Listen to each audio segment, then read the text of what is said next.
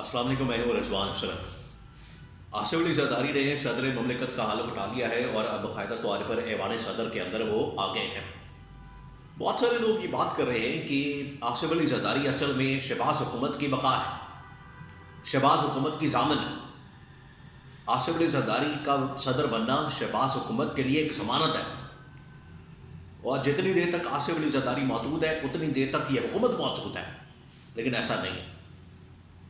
حقیقت بالکل اس کے الٹ ہے۔ آصف علی زرداری ایک تلوار شہباز شریف کی حکومت کے اوپر لٹکا دی گئی ہے، اور یہ وہ تلوار ہے، بلکہ یہ جو تلوار ہے یہ شہباز حکومت کی گردن بھی اڑا سکتی ہے اور پیروں کے نیچے سے زمین بھی کھینچ سکتی ہے۔ تو جب مرضی اس حکومت کا خاتمہ کیا جا سکتا ہے۔ اب آصف علی زرداری کے اوپر جو ٹرسٹ کرنے والے لوگ ہیں ان کے لیے 3-4 اہم ترین میں مثالیں کچھ ماضی کی، ریسنٹ ماضی کی، زیادہ دور کی نہیں، یہ بالکل قریب کی، آج سے کچھ تقریباً 14-15 سال پہلے کی کچھ مثالیں 2008-9 سے شروع ہو کر آج تک۔ پیپلز پارٹی یا خاص طور پر آصف علی زرداری نے نون لیگ کے ساتھ کیا کیا ہے، اور نون لیگ جس کی وجہ سے آج بہت سارے لوگ اگر یہ بات کر رہے ہیں کہ نون لیگ حکومت کی ضامن جو ہے وہ پیپلز پارٹی ہے، یا نون لیگ کی حکومت کی جو بقا ہے وہ آصف علی زرداری کے صدر بننے میں ہے، تو پیچھے جو 4-5 مثالیں پچھلے 14-15 سالوں کے اندر جس طریقے سے آصف علی زرداری نے نون لیگ کے ساتھ کیا ہے وہ میں آپ کے ساتھ شیئر کرتا ہوں۔ پھر اگلا جو پلان ہے اس کی کچھ انفارمیشن میرے پاس 1-2 خبریں موجود ہیں وہ میں آپ کے ساتھ شیئر کر دوں گا۔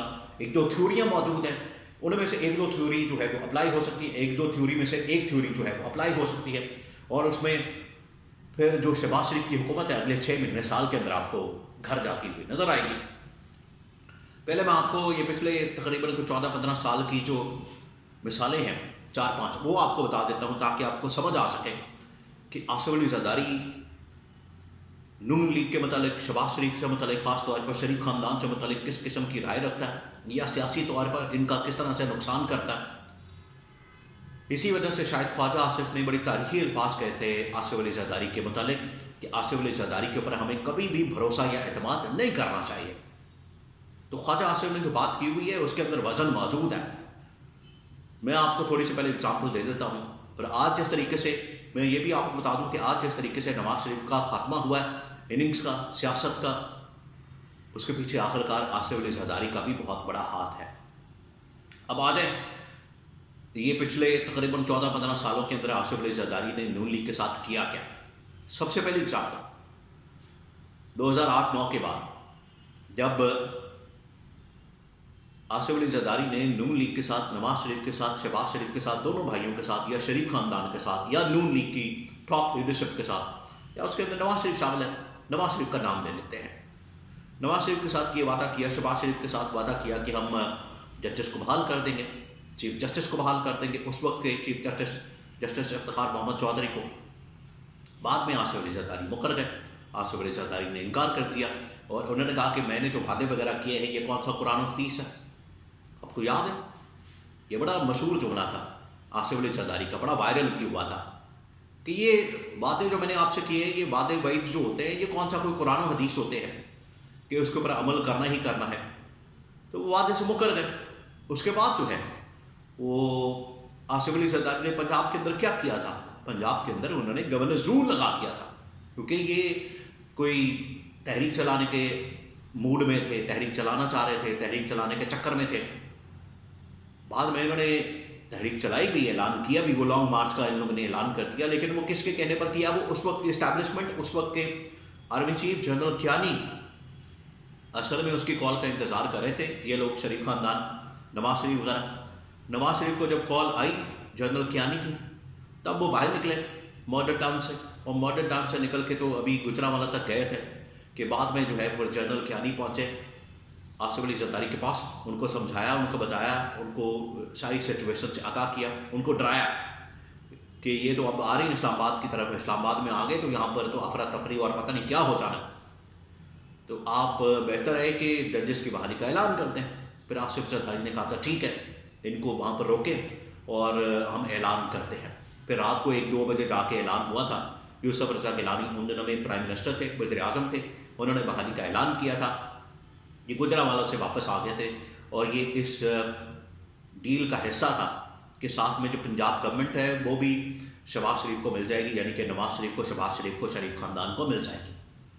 तो पहला जो वार किया आसिफ अली ज़रदारी ने हुकूमत के अंदर आकर 2008 में, जब उनको हुकूमत मिली, इनके साथ वादे वूदे हुए, बड़ा उन दिनों में मुलाकातें इनकी चल रही थी मरी के अंदर, भूरबन के अंदर, और आनियाँ जानियाँ सब कुछ हो रहा था। उन दिनों में भी ऐसा ही हो रहा था, मिल मिला रहे हैं एक दूसरे का, मुलाकातें हो रही हैं, हुकूमत साजी हो रही है, काबीना के अंदर आ रहे हैं। फिर ये काबीना से पुल आउट भी कर रहे थे नून लीग वाले, और पीपल्स पार्टी अकेली हुकूमत के अंदर रह गई थी। पीपल्स पार्टी ने उस वक्त काफ लीग को भी शामिल कर लिया था, और फिर जो परवेज़ लाई थी उनको डिप्टी प्राइम मिनिस्टर भी बना दिया था। तो उस वक्त भी बड़ा शोर मचा था ये पीपल्स पार्टी और काफ लीग की डील के ऊपर, इनके इत्तेहाद के ऊपर। तो ये पहला लोगों को याद होना चाहिए, और ख़ास तौर पर नून लीग और शरीफ ख़ानदान को याद होना चाहिए कि आसिफ अली ज़रदारी ने उस वक्त क्या किया था। उसके बाद आगे आ जाए, आगे फिर नवाज शरीफ ने अपना बदला लिया था। नवाज शरीफ ने यूसुफ रज़ा गिलानी के ख़िलाफ़, जब ये ख़त लिखने वाला मामला आया था आसिफ अली ज़रदारी के ख़िलाफ़, तो नवाज शरीफ चला गया था यूसुफ रज़ा गिलानी के ख़िलाफ़ सुप्रीम कोर्ट ऑफ पाकिस्तान में, और सुप्रीम कोर्ट ऑफ पाकिस्तान से यूसुफ रज़ा गिलानी की छुट्टी करवा दी थी। उसके पीछे जो पिटिशन थी वो आखिरकार नवाज शरीफ बतौर उसके अंदर पिटिशनर बनकर गए थे। तो नवाज शरीफ ने भी अपना पूरा बदला ले लिया था। आगे आ जाए, आगे फिर क्या होता है, आगे भी बहुत सारे वाक़यात हैं, बहुत सारी कहानियाँ हैं, बहुत सारी चीज़ें हैं। और ख़ास तौर पर ये जो जब नून लीग की हुकूमत चल रही थी, तो पीपल्स पार्टी बलूचिस्तान के अंदर तो नहीं थी, लेकिन नून लीग की हुकूमत बलूचिस्तान के अंदर भी थी। तो पीपल्स पार्टी ने, आसिफ अली ज़रदारी ने वहाँ पर इस्टेब्लिशमेंट के साथ मिलकर बाप पार्टी बना के, इवन के इमरान खान के साथ भी मिलकर बलूचिस्तान के अंदर नून लीग की हुकूमत का ख़ात्मा कर दिया था। और वो आगाज़ हो गया था नून लीग की हुकूमत के ख़ात्मे का, या नवाज शरीफ की हुकूमत के ख़ात्मे का। फिर आखिरकार वो आपको तब्दीली ऊपर नज़र आती है वफाक के अंदर, जब नवाज शरीफ को जजेस ने फारिग कर दिया, अदालतों ने फारिग कर दिया, डिस्क्वालिफिकेशन कर दी थी। लेकिन जो उसका आगाज़ होता है वो होता है बलूचिस्तान से। बलूचिस्तान से नवाज शरीफ आगाज़ करता है, और बलूचिस्तान से नवाज शरीफ की हुकूमत का ख़ात्मा किया जाता है। और पीछे कौन होता है? आसिफ अली ज़रदारी। आसिफ अली ज़रदारी इस्टेब्लिशमेंट के कहने पर इस्टेब्लिशमेंट की पूरी एक गेम खेलता है, और नवाज शरीफ को घर भेजता है हुकूमत को। बाद में वफाक से भी हुकूमत इनकी चली जाती है। आगे एक और अहम तरीन वाक़या जो है सेनेट के इंतख़ाबात, जिन दिनों में यूसुफ रज़ा गिलानी, उन दिनों में इमरान खान के हफीज़ शेख, इनके दरमियान भी मुकाबला था। और उस वक्त ये जो नून लीग वाले हैं ये अपना चेयरमैन सेनेट भी बनाना चाहते थे, और कुछ सेनेटर्स भी बनवाना चाहते थे। वहाँ पर भी उनको शिकस्त हुई, नून लीग वालों को शिकस्त हुई। उसके पीछे भी असल में आसिफ अली ज़रदारी था। तो आसिफ अली ज़रदारी ने सेनेट के अंदर भी बड़े ही चालाकी के साथ, अय्यारी के साथ और मक्कारी के साथ नवाज शरीफ और नून लीग का उधर भी खात्मा किया, सफाया किया, और नून लीग को उधर भी सबक सिखाया था। तो ये 4-5 अहम तरीन मामलात हैं। और अभी जिस तरह से पीपल्स पार्टी ने बलूचिस्तान के अंदर हुकूमत हासिल की है, सरफराज भुट्टी जो कि इस्टेब्लिशमेंट की जानिब से उनको भेजा जाता है बलूचिस्तान के अंदर, और बलूचिस्तान के अंदर वो पीपल्स पार्टी में शामिल होते हैं। और पीपल्स पार्टी में शामिल होने के बाद जो ये बलूचिस्तान की हुकूमत है वो पीपल्स पार्टी को दी जाती है। तो यहाँ पर जो है वो अहम तरीन ओहदों के ऊपर बैठ जाते हैं। अहम तरीन जो होते हैं वो पीपल्स पार्टी की जानिब से डिमांड किए जाते हैं। आगे जिस तरह से चेयरमैन सेनेट और सदर और कुछ अहम तरीन इदारों के सरबराहों की जो पोस्टें हैं वो आखिरकार आसिफ अली ज़रदारी की जानिब से डिमांड की गई और उनको मिली। अब जो प्लान है कि ज़्यादा से ज़्यादा जो है वो 6 महीने तक इस हुकूमत को चलाया जाएगा, और 6 महीने साल बाद जो है वो इस हुकूमत के लिए मुश्किलात खड़ी की जाएंगी, और फिर आगाज़ किया जाएगा। और ये शुरू होना है मामला उस वक्त जब आना है। 2-3 अहम तरीन मामला हैं। एक 18वीं तरमीम का मामला है। 18वीं तरमीम को तब्दील करने के हवाले से अगर कोई इशू आता है तो आसिफ अली ज़रदारी या पीपल्स पार्टी तो उसके ऊपर डट जाएगी, खड़ी हो जाएगी, तो हम तो नहीं करेंगे 18वीं तरमीम। तो 18वीं तरमीम अगर आपने करवानी है इस्टेब्लिशमेंट से कहेगा اگر آپ نے کروانی ہے تو پھر آپ کو میری بھی ڈیل ماننی پڑے گی، اور آصف علی زرداری پھر اپنا کہے گا کہ میرے بیٹے کو بلاول کو وزیر اعظم بنایا جائے، تو پھر اس ڈیل کے اوپر عمل درآمد کیا جائے گا، کیونکہ 18ویں ترمیم کو ختم کرنا NFC ایوارڈ کے تحت جو پیسہ بہت سارا صوبوں کے پاس چلا جاتا ہے، تو اس طرح سے کچھ ایڈجسٹمنٹ کی جائے گی پیپلز پارٹی والوں کے ساتھ، تاکہ 18ویں ترمیم کو ختم کیا جائے اور اس کے اندر جو NFC کا بہت سا اربوں روپیہ جاتا ہے صوبوں کے پاس، وہ واپس وفاق کے اندر آ جائے، اور وہاں سے پھر اسٹیبلشمنٹ کا اس کے اندر بڑا رول ہوتا ہے۔ 18ویں ترمیم کے بعد جو ہے وہ کافی مسئلہ ہے ان کے لیے، اسٹیبلشمنٹ کے لیے، تو یہاں جو ہے اس کے بعد پھر آغاز ہو جائے گا، اور آگے 18ویں ترمیم بھی ہے، پھر ملٹری کورٹس والا معاملہ بھی ہے، پھر اس کے بعد آگے بجٹ وغیرہ بھی آنے ہیں، بہت سارے ابھی معاملات ہیں۔ تو یہ حکومت کو پتہ کہ اس وقت چلنا ہے جب ان کے پیروں کے نیچے سے زمین کھینچنی ہے آصف علی زرداری نے، اور بلاول بھٹو کو آخرکار اس نے پرائم منسٹر بنانا ہی بنانا ہے، وزیر اعظم بنانا ہی بنانا ہے۔